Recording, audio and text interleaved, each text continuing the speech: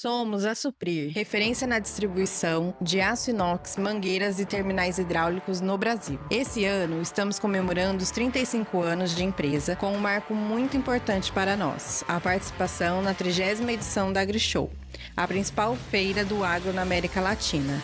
Sabemos que o agro move o Brasil e a Suprir move o agro. Para saber mais sobre as nossas soluções, venha nos visitar na Arena de Soluções Agro do dia 28 de abril a 2 de maio. Estamos esperando você!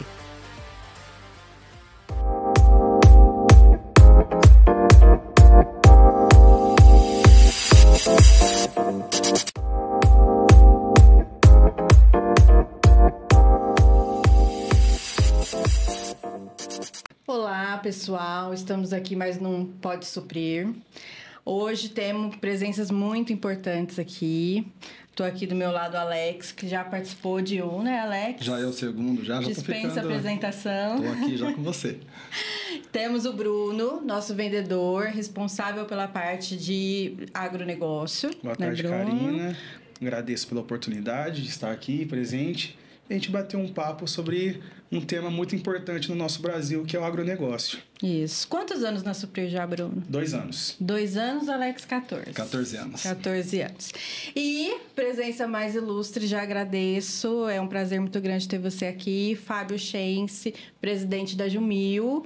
E eu vou falar um pouquinho do currículo dele, porque ele é formado em engenharia de produção, tem mestrado em gestão de qualidade pela UFSCar, MBA em Gestão Empresarial e Tecnologia da Informação pela FGV. A parte da Jumil, eu quero que você conte pra gente aí essa trajetória, então eu não vou falar. Vamos lá. Então, primeiramente, boa tarde, Bruno, Alex, Karina. Obrigado pelo convite. Espero dar conta, né, da responsabilidade aqui de passar boas informações aí para a audiência de vocês do podcast. Estou à disposição para toda e qualquer pergunta. Se eu não souber, eu falarei. Não sei, me desculpe. Né? Mas a minha história na Jumil é longa, né? Então, eu comecei na Jumil em 1986 como office boy. E aí fiquei 3 anos. Fui efetivado em 1989. Comecei na área de qualidade, inspeção de qualidade. E aí, a minha vontade sempre foi ir para a engenharia. Então, em 1991...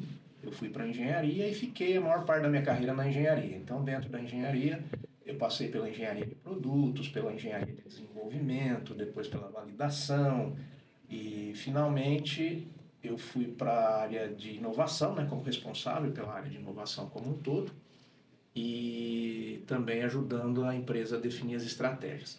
E em fevereiro de 2023, eu fui convidado pelo Fabrício, nosso presidente do conselho, para assumir uma das diretorias. Então, hoje eu sou um dos 2 diretores da Jumil, junto com o Vitor. Né? Então, essa é a minha trajetória aí. Graças a Deus, são muitos anos, né? Muito bom. A empresa foi exigindo de nós e dando oportunidades. E vocês foram correspondendo. Exatamente. Então, acho que é uma história...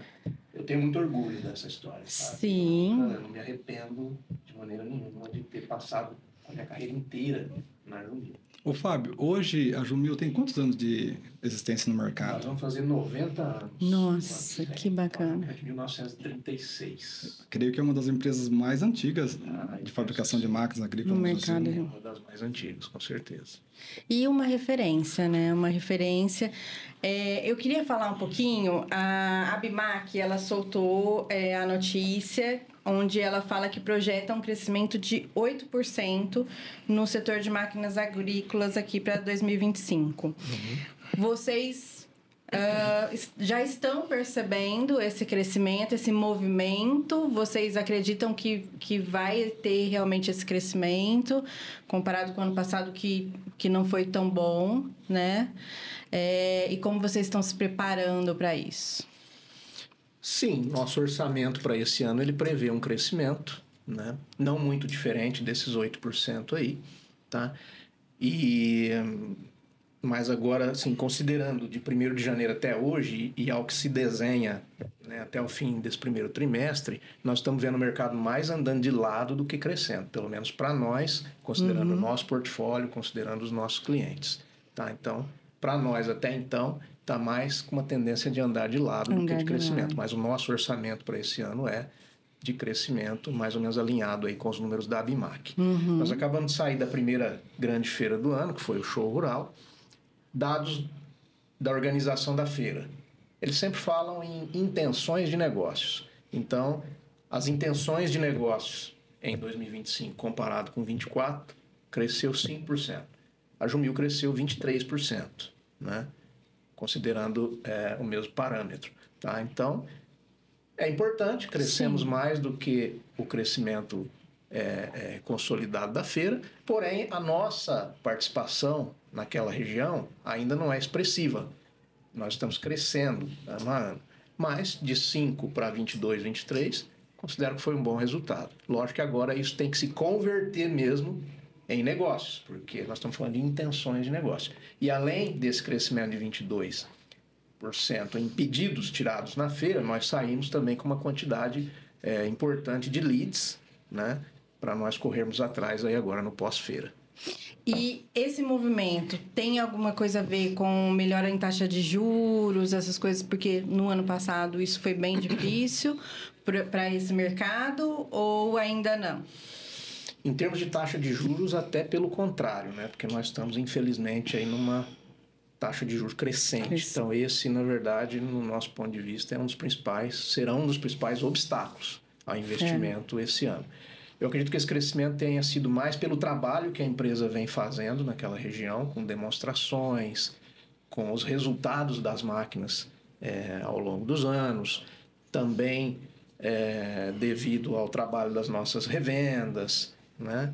E também, apesar de no Paraná nós termos alguns locais que tiveram perdas, né? Tem locais ali no Paraná que tiveram perdas importantes até. Nós estamos de novo no ano de Laninha, né? Nos últimos 5 anos nós tivemos 3 Laninhas, um El Niño, que foi o ano passado, e esse ano Laninha de novo. Então, quando tem Laninha, tende a atrapalhar mais a região sul, Mato Grosso do Sul.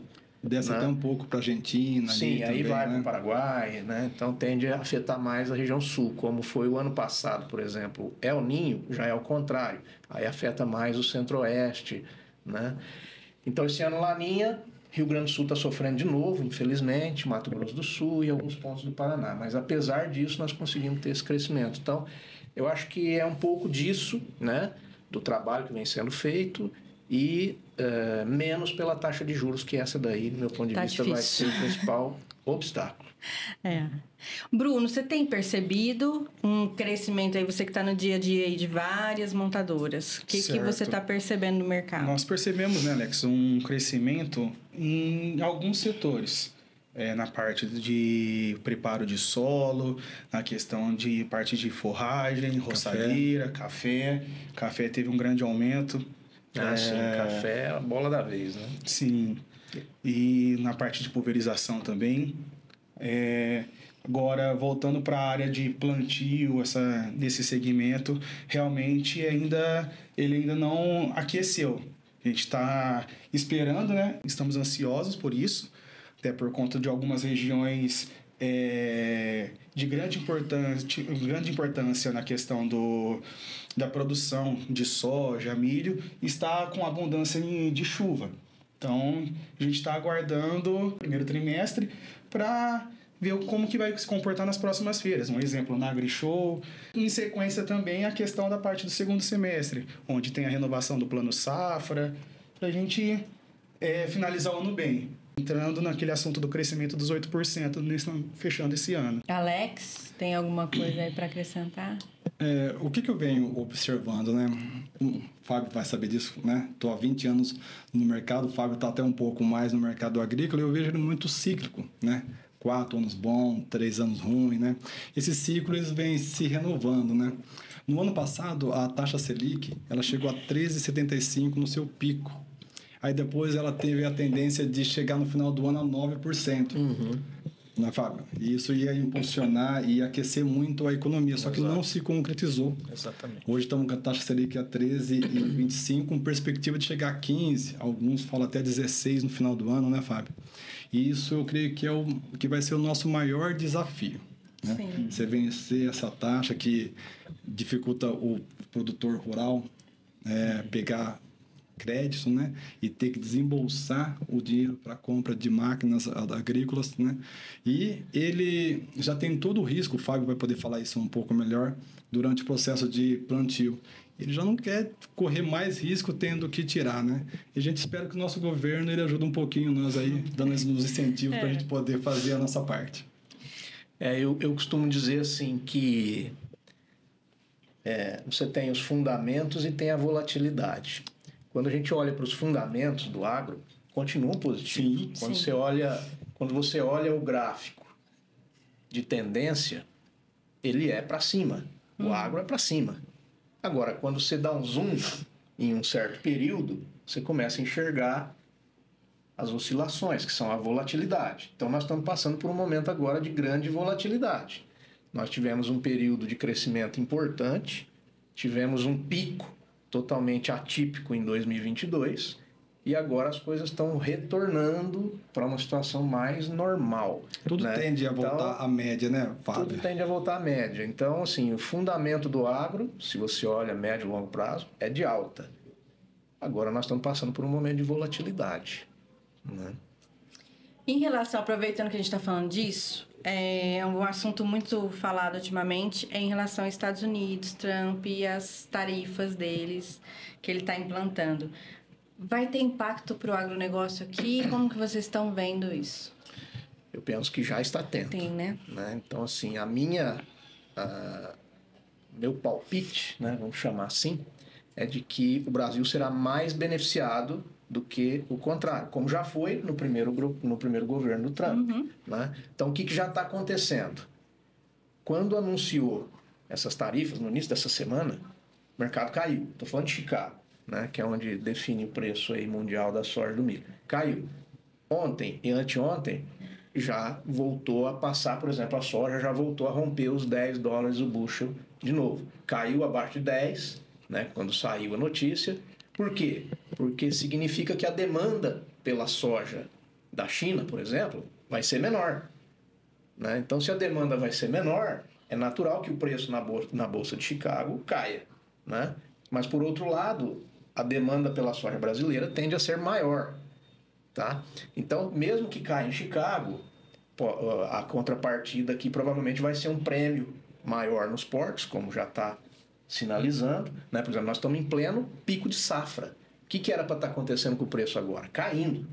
Na verdade, o preço está estável até com alguma subida. Ontem eu estava olhando, em média, né, nós podemos falar aí de uma soja a R$130. Em época de safra, é atípico. Então, por isso que eu digo que já está acontecendo. Agora, nós temos que tomar cuidado para que o Brasil não perca essa janela de oportunidade. Sim. Por exemplo, com problemas logísticos. Exato. Né? Nós já estamos sofrendo aí, porque agora todo mundo quer mandar soja para o porto.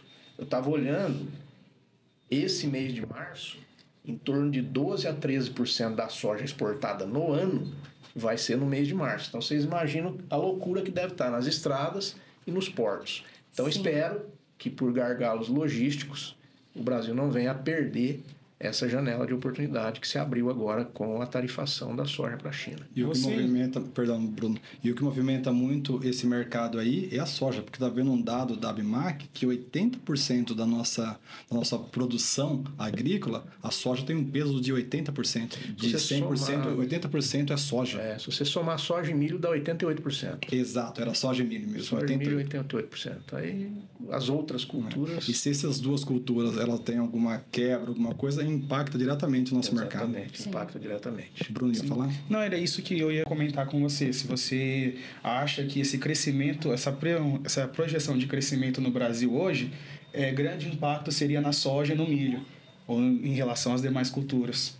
Você está dizendo 2025 ou no longo prazo? 2025. Principalmente soja e milho. Esse ano nós vamos recuperar, né, a quebra de safra que teve o ano passado. Então, ano passado... nós tivemos uma queda importante aí na produção. Esse ano nós estamos acompanhando aí os boletins da Conab e está tendendo aí para uma produção de soja entre 165, 168, talvez até 170 milhões de toneladas. Né? Então, vai recuperar as perdas do ano passado. Milho deve ficar aí por volta de 125, 128, tá? Mas em termos consolidados, o ano passado a safra foi de se não me engano, 298 milhões de toneladas. Esse ano nós estamos projetando acima de 325 milhões. Então vai recuperar, vai ser safra recorde. A maioria dos estados estão colhendo muito bem. Tem esses focos de perda, infelizmente, como no Rio Grande do Sul, como no Mato Grosso do Sul, alguns pontos do Paraná.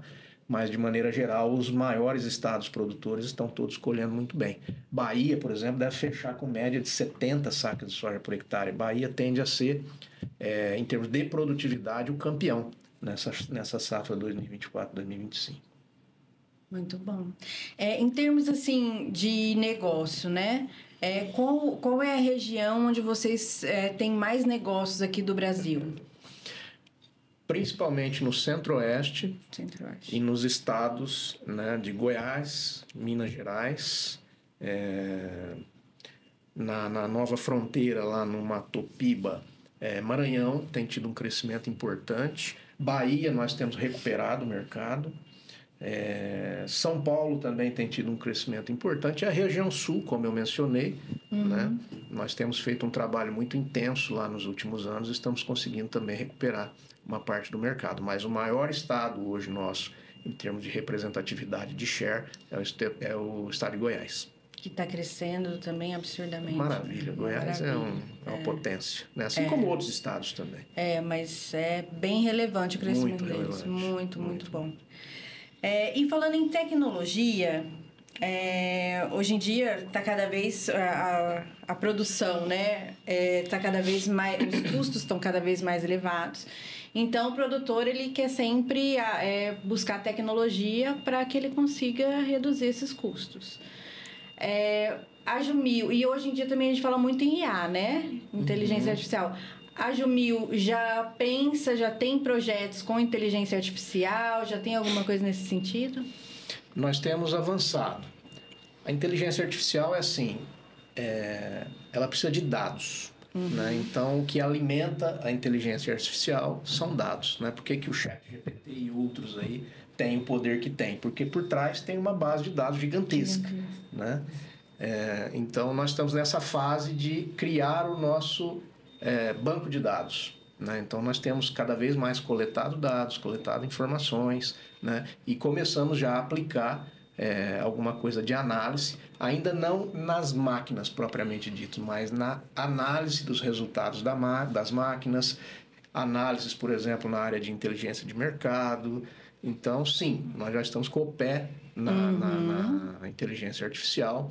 Por exemplo, a conectividade também é uma ferramenta fundamental para acelerar a coleta de dados, para ter cada vez mais condição de fazer uma aplicação de inteligência artificial mais robusta, né? Cujo objetivo sempre é ajudar o produtor a pôr mais dinheiro no bolso, né? Então, para mim, tecnologia é aquilo que ajuda o nosso cliente a colocar mais dinheiro no bolso dele e facilita a vida dele. Sim. Se fizer isso, é tecnologia. Se não fizer, é só complexidade. E missão cumprida também, né? Sim, com certeza. E aí, agora tá chegando a AgriShow. Como que tá a expectativa para a AgriShow? Tem algum lançamento programado para a AgriShow? Sim, hoje é obrigação, né? Nós irmos para as feiras sempre com lançamentos. Sejam coisas pequenas, né? Melhorias, derivações de produtos, ou sejam novas famílias, novas tecnologias. Então, sim, nós teremos lançamento. Não vou dizer para não estragar a surpresa, né? Mas sim. Então, a AgriShow é o nosso grande termômetro do ano, porque é uma feira nacional, internacional, né? Se formos falar em termos de termômetro em relação à área que é o nosso maior mercado hoje, a Feira Tecnoshow de Rio Verde também é um grande termômetro para nós, que vai ser até antes da AgriShow. Rio Verde no início de abril. Né? Então, antes da AgriShow, nós teremos ainda Rio Verde e depois de 2 ou 3 semanas, AgriShow. Então, a expectativa é grande, né? Pela expressão que tem, pela oportunidade de ter todos os players ali, né? Para nós fazermos também essa comparação. Então, a expectativa para a AgriShow é muito boa. Em termos de feiras principais, tem a Copavel, Rio Verde, AgriShow, que mais? Na sequência, né? Então, nós tivemos Show Rural, Cascavel. Semana que vem tem uma outra grande feira, que é em Nome Toque, que é a Expo Direto. Depois Rio Verde. Depois AgriShow, né? Tecnoshow Rio Verde, AgriShow. Depois de 2 semanas, Agro Brasília. Depois de mais 2 ou 3 semanas, Bahia Farm Show. Então essas são as maiores. Aí nós temos um intervalo um pouco maior, temos a Expo Inter, no Rio Grande do Sul, em setembro.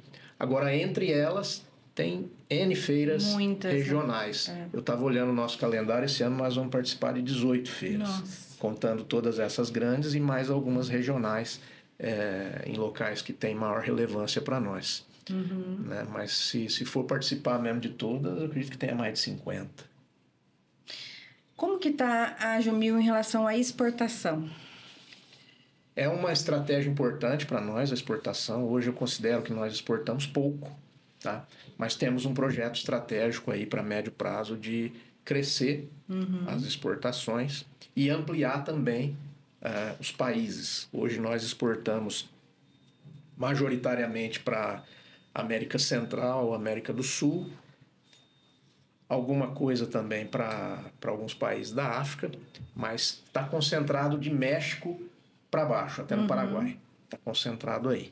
Né? Em termos de expansão, nós temos olhado para alguns países que são mais importantes aí em termos de participação no comércio mundial de máquinas agrícolas. Então, por exemplo, nós estamos olhando para os Estados Unidos, fazendo prospecção, estamos olhando para, apesar dos conflitos, mas, por exemplo, Ucrânia, né, não vai deixar de ser uma fornecedora importante de alimentos, por exemplo, trigo, né, até mesmo a Rússia, né, uma importante fornecedora de alimentos também, trigo também, no caso. Né? Então, nós estamos em momento de prospecção de novos mercados. E, sim, vamos crescer a exportação aí no médio prazo. Ô, Fábio, a Jumil é muito forte e tem muita representação no plantio no Brasil. Como outra linha também, porque eu sei que vocês têm uma máquina muito boa lá chamada Precisa. Fala um pouco para mim. Então, assim, em final de 2019, nós tomamos uma decisão estratégica importante que foi descontinuar outras várias famílias de produtos que nós tínhamos e focar naquilo que nós entendemos que nós sabemos fazer melhor e pelo qual nós somos também reconhecidos pelo mercado, que é o plantio. Então, hoje a Jumil é uma empresa especialista em plantio. Nosso negócio é colocar a semente no solo. Tá? Então, dentro de plantio, nós trabalhamos com as culturas de verão, milho, soja, algodão, etc., feijão, e também com as culturas de inverno. Então, aí nós estamos falando de trigo, cevada, né? No caso, arroz também, que é uma cultura de verão, e hortaliças. Então, a Jumil também é a única fábrica de plantadoras de hortaliças nas Américas. Né? Os nossos concorrentes são todos europeus. E voltando na sua pergunta, a Precisa é um produto que nós chamamos de produto adjacente, porque ele é complementar ao plantio. Então, quando a plantadora ou o cliente não faz adubação na linha de plantio, ele faz adubação em outra operação, faz a lanço, né? Ele precisa de uma máquina como a Precisa para poder colocar o fertilizante no solo. Então, a Precisa, sim, é um produto importante para nós, é um produto complementar e é uma máquina extremamente robusta e reconhecida no mercado. Nós já temos a Precisa desde 2010 para 2011 e é uma família de produtos que nós vamos expandir, inclusive. Tem uma pergunta para te fazer. No ano passado, na AgriShow, teve o lançamento da Antecipe. Eu queria que você discorresse, porque eu vi a máquina, vi o funcionamento dela e me chamou muita atenção. Queria que você explicasse para o pessoal daqui, o povo de casa, como que é o funcionamento dela e a eficiência dela. Tá. Obrigado pela pergunta, viu? Que bom que você perguntou. A Antecipe é uma parceria da Jumil com a Embrapa, tá? Essa tecnologia foi desenvolvida pela Embrapa, então é um sistema de produção, né, que a Embrapa levou aí mais de 10 anos pesquisando e validando até disponibilizar para o mercado. A tecnologia é o seguinte, ela permite você plantar o milho até 20 dias antes de colher a soja. Então a partir do momento que faltar 20 dias ou menos para colher a soja, você entra com a plantadeira no meio das linhas da soja e planta o milho. Quando colher a soja, esse milho já vai estar ali com até 3 folhas, né? Mas quando passar a máquina colhendo a soja, então vai cortar o milho? Vai. Só que como ele vai estar nesse estágio, o ponto de crescimento dele ainda vai estar abaixo da linha do solo. Portanto, ele vai voltar, né? Então, essa operação simultânea, ela não prejudica a produtividade do milho. Pelo contrário. Por que essa tecnologia existe? Ela existe porque muitas vezes no final da janela de plantio da segunda safra já está ficando tarde para você plantar o milho sem perdas de produtividade. Tem muitas áreas, inclusive, que o pessoal não planta milho, deixa de plantar e planta o sorgo às vezes, ou nem planta, porque se plantasse o milho já estaria tarde, aí sim a produtividade cairia muito. Então, essa antecipação de até 20 dias, ela permite, primeiro, plantar o milho no final da janela, em áreas que de outra maneira talvez não fosse plantado, ou seria plantado fora da janela ideal e perderia muita produtividade. E segundo, dependendo da região, essa tecnologia pode viabilizar a segunda safra. E essa diferença de 20 dias pode permitir que em algumas regiões onde não se planta o milho segunda safra, se passe a plantar. E o que é mais extraordinário ainda é o resultado. Nós temos já vários e vários ensaios feitos pela Embrapa ou junto com a Junil, mostrando que a produtividade do milho plantado nesse sistema, principalmente porque foi plantado dentro da janela ideal, versus um plantio convencional, vamos dizer assim, esse milho vai produzir, em média, 2 sacas por hectare por dia de antecipação a mais. Ou seja, se eu antecipei 10 dias ao invés de 20, eu vou produzir 20 sacas de milho por hectare a mais. Essa renda o produtor não teria, isso vai direto para o bolso dele. No extremo, se eu conseguir antecipar os 20 dias, ele pode produzir até 40 sacas de milho por hectare a mais do que ele produziria, né? Então essa renda vai direto para o bolso dele. Então é uma máquina que se paga muitas vezes no primeiro ano de plantio, ou no máximo em 2 anos. Então é uma tecnologia fantástica que está agora em fase de ganho de escala, né? Durante esses vários anos a Embrapa validou. É uma máquina que tem características especiais para poder entrar no meio da lavoura de soja sem debulhar a soja, né? Sem perder grão de soja, né? É uma máquina adaptada para essa condição, mas que permite esse nível de resultado, né? Você imagina produzir até 40 sacas de milho por hectare a mais. E essa renda direto no bolso, porque ele não teria essa renda de outra forma. Então é extraordinário, é um sistema de produção, né? Portanto ele exige cuidados ou ele exige práticas desde o momento de plantar a soja. Então ela não começa no plantio de milho, ela começa no plantio da soja, né? Então existe todo um sistema que precisa ser implantado, onde a máquina é uma das variáveis aí do sistema, mas é uma coisa fantástica. Muito bem. Tem mais alguma pergunta de vocês? Eu tenho, sim. Tem? Alex. Alex vai ter.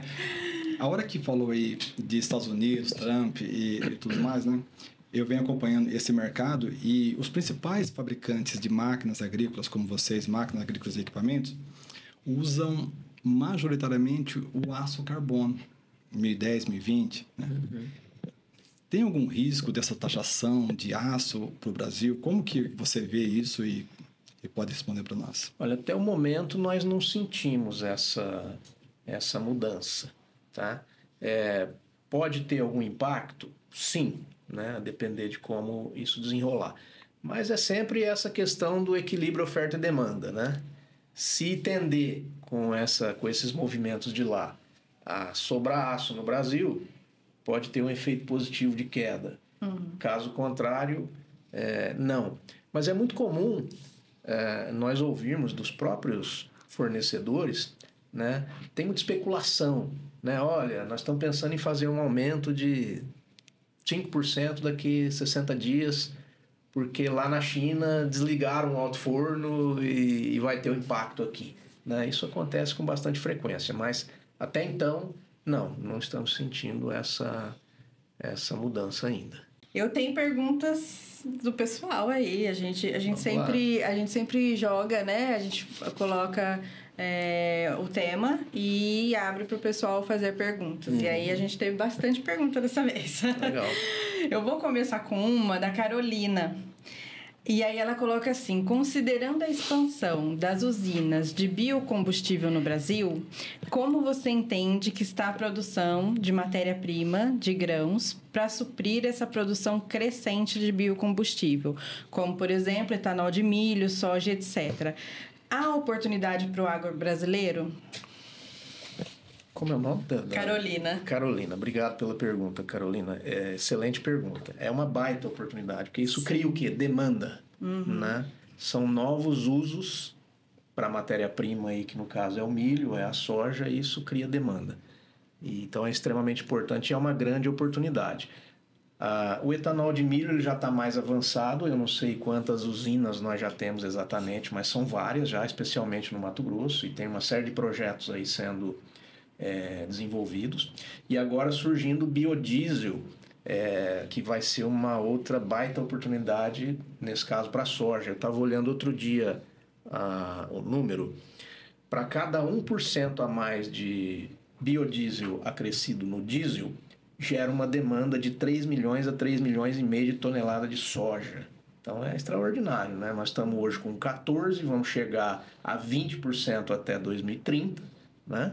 Então, em 2030, nós vamos ter uma necessidade aí de acima de 60 milhões de toneladas de soja só para fazer biodiesel.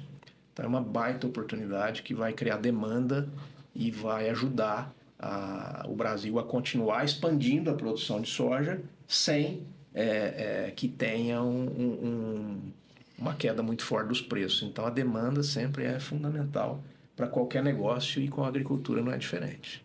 Visto que o etanol hoje no Brasil, o que predomina é no cultivo da cana, você entende que tem espaço também para o milho? Sim, tem muito espaço. Muito espaço.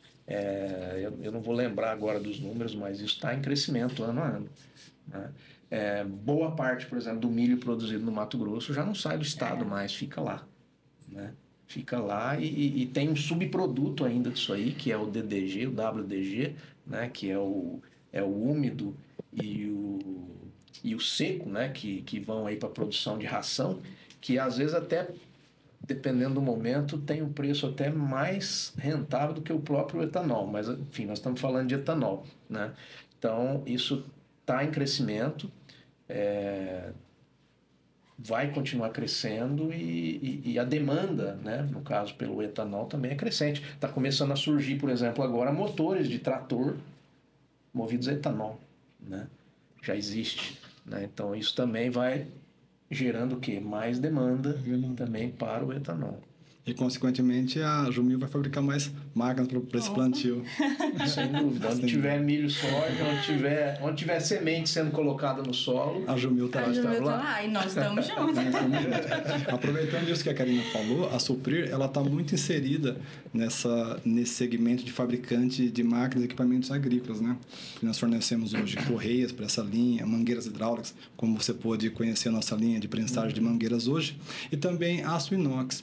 Um dado da ABMAC falou que em 2024 houve uma redução de 25% na venda de máquinas agrícolas.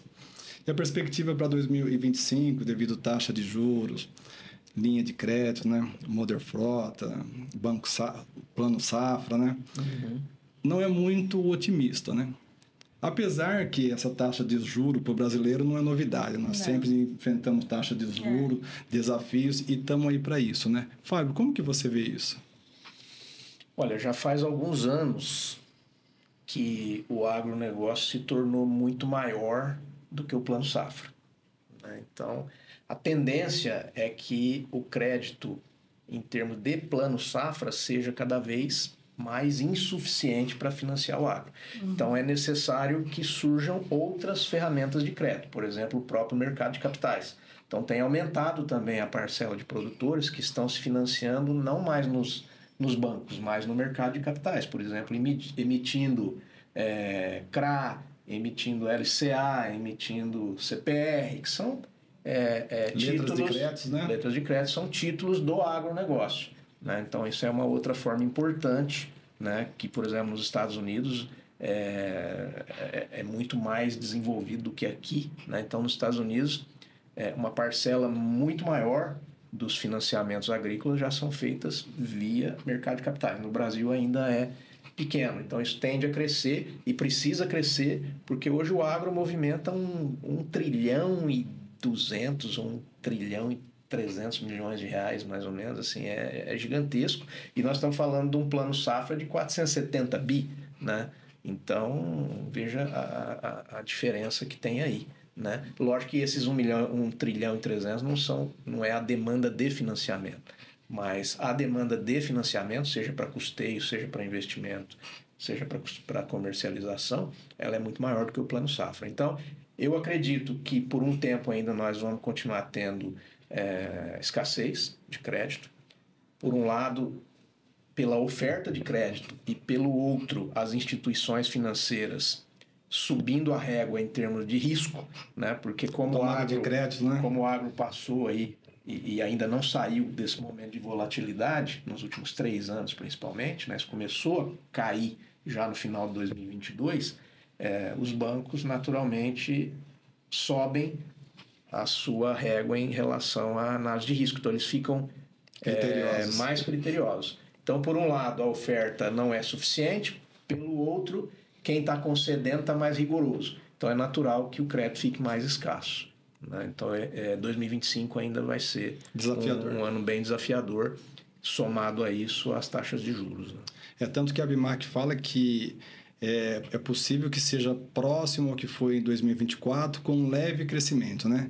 Dependendo, né? Uhum. Então, acho que o recado que fica nós trabalhamos mais e mais e mais, né, Fábio? Nós precisamos encontrar outras fontes de financiamento. Sim. Né? Por exemplo, nós temos investido muito em consórcio, né? Como uma alternativa.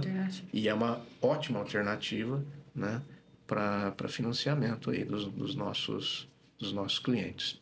A única coisa que não pode é a empresa querer se colocar no lugar do banco, né? Ela mesma financiar o cliente, porque cada um tem o seu limite. Né? Nesses últimos 3 anos, eu acredito que todos os fabricantes, em maior ou menor grau, acabaram tendo que financiar uma parte também dos seus clientes. Né? E isso gera problemas aí, por exemplo, com capital de giro e aí as empresas acabam ficando limitadas, né? Então, a empresa não pode, ela mesma, querer substituir a instituição financeira. Tem que buscar outras alternativas. O mercado ele é desafiador, né? E eu tenho acompanhado, por estar muito perto de donos de empresas, de gerente na linha de vendas, e o pessoal está focando muito em estratégias próprias mesmo, né? Porque a dificuldade está aí, os juros está aí, né? O mercado agrícola ainda não aqueceu. Então, o pessoal está focando bastante nas estratégias para poder suplantar um pouco essa perda. Sem dúvida. É um fato que nós vamos ter que conviver. Né? E buscar estratégias para contornar isso. Né? Não adianta também ficar lamentando. Essa é a nossa realidade. Exato. Vamos aprender a trabalhar com ela e seguir em frente. Não é a primeira dificuldade que o brasileiro vai passar? Não será a última. Né? Então, a respeito da produtividade, você acredita que um dos fatores, no caso eu digo da soja, a produção da soja caiu por conta da pandemia? Eu digo no que teve um aumento do valor da soja e muita gente produziu e acabou não vendendo e estocando. Lógico que a pandemia ela desestabilizou as cadeias de fornecimento, não só do agro, mas em geral. Né? Mas, assim, você me permite? Esse assunto é interessante. Eu tenho até uma cola. Sabia que você ia perguntar. Olha só. A safra 21-22, por exemplo. Nós estávamos aí em plena pandemia. O preço subiu, foi quando nós batemos recorde, foi quando a soja bateu R$200. Né? O preço subiu, mas a produção caiu. Nós tivemos quebra de safra de soja na safra 21-22. Então, uma parte desse aumento de preço foi pela pandemia? Foi. Mas uma parte também foi a lei da oferta e demanda, reduziu a oferta de soja. Nós produzimos menos 15 milhões de toneladas em relação ao ano anterior, né? Em 2022-23, foi o contrário. A produção aumentou, nós produzimos 30 milhões de toneladas a mais do que 21 e 22, estou falando só de soja, tá? Portanto, o preço caiu, excesso de oferta, a demanda se mexe de maneira mais orgânica, né? O preço caiu, voltou lá na época de março, né? Na época da colheita, de R$ 192, caiu para 150, né? 2023-24, novamente, agora 2023-24 aconteceu uma coisa atípica, né? O preço caiu e a produção também caiu, né? Por quê? Por exemplo, a produção caiu no Brasil, mas a Argentina dobrou. Ela tinha produzido 25 milhões no ano anterior, voltou para 50. Os Estados Unidos também plantaram mais soja. Então, globalmente, a oferta de soja subiu. No Brasil, caiu, né? Mas como o preço é global, o preço global caiu também, né? Então, para mim, é sempre, principalmente, a lei da oferta e demanda. Né? Lógico que a pandemia foi um caso muito atípico, né? E influenciou com certeza. Tem uma outra pergunta da Bianca. Ela pergunta assim: como as mudanças climáticas e a sustentabilidade estão influenciando o desenvolvimento de novos equipamentos? Isso é uma grande tendência, né? Não só tendência, já é realidade. No caso específico da Jumil, o que nós estamos buscando? Por exemplo, aplicar cada vez mais tecnologias de agricultura de precisão, porque a agricultura de precisão, ela busca racionalizar o uso dos insumos, não necessariamente reduzir, né? Muitas vezes as pessoas entendem que eu coloquei agricultura de precisão, então eu vou usar menos fertilizante. Não necessariamente. Você vai usar menos onde puder usar menos, mas por outro lado pode ser que você tenha que usar mais aonde precisa de mais, para você ter uma produtividade mais nivelada, né? Mas, de maneira geral, a agricultura de precisão ela racionaliza o uso de insumos, seja fertilizantes, seja defensivos, seja sementes, né? Então, essa é uma frente. Outra frente é buscando fazer equipamentos cada vez mais leves e com ferramentas de trabalho, de solo, né? Porque a plantadeira ela tem uma particularidade que torna ela, inclusive, um equipamento bem complexo. Ela rasga o chão, né, para colocar a semente. Então, ela exige, né, uma engenharia aí, seja para minimizar o peso próprio da máquina, como também melhorar a eficiência das ferramentas de trabalho de solo, para que a gente consiga também melhorar ou reduzir o consumo de energia. No caso, eu estou falando de diesel, né? A gente tentar puxar uma plantadeira cada vez maior com o mesmo trator, ou às vezes a mesma plantadeira com um trator menor. Então, basicamente, essas são as principais frentes quando nós falamos da máquina, né? E a conectividade que vem junto aí com informações em tempo real ou com um delay menor, justamente para que a gente consiga monitorar melhor o trabalho das máquinas e intervir quando nós percebermos que tem algum tipo de desperdício aí também, seja de insumo, seja de energia, né? Então, essa é uma necessidade aí muito grande. E até uma pergunta da Ariane. A Ariane, ela pergunta se na parte da produção a Jumil ela tem algum programa de sustentabilidade para a operação, para os produtos. Sim. Nós tivemos a felicidade de, em 2023, ser certificados pela ISO 14001, né? Então, nós somos hoje certificados por essa norma, que é uma norma de boas práticas ambientais. E nós iniciamos em 2023, final de 2023 também, um programa de implementação de boas práticas ESG, né? Então, hoje nós temos, por exemplo, no pilar da governança, uma série de boas práticas já em aplicação, no pilar social a mesma coisa, no pilar ambiental também. Então, Por exemplo, nós estamos fazendo lá o nosso inventário de emissão de gases de efeito estufa. Então, por meio de uma parceria com o Senai, o pessoal mandou uma equipe lá, rodaram a empresa inteira, foram olhando os equipamentos, né? E nós estamos agora prestes a finalizar esse relatório de emissão de gases de efeito estufa. Eu sempre cito que em 2023, meados de 2023, eu estava numa palestra aqui em Ribeirão Preto, no Senai, sobre ESG, e a palestrante falou assim: as empresas terão que aderir às boas práticas ESG por um dos 3 motivos que ela chamava de 3 Cs. Primeiro C, convicção, que é o desejável, que a empresa se convença de que as boas práticas de sustentabilidade elas não vão contra os resultados, elas ajudam a melhorar os resultados. Então não é conflitante, é complementar, né? Tem uma sinergia aí. Segundo C, compliance, né?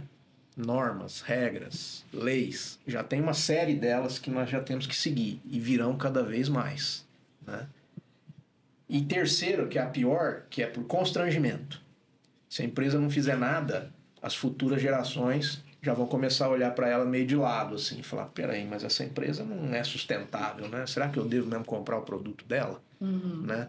Então, seja por convicção, seja por compliance, seja por constrangimento, que não é o caso da Jumil, no nosso caso é convicção.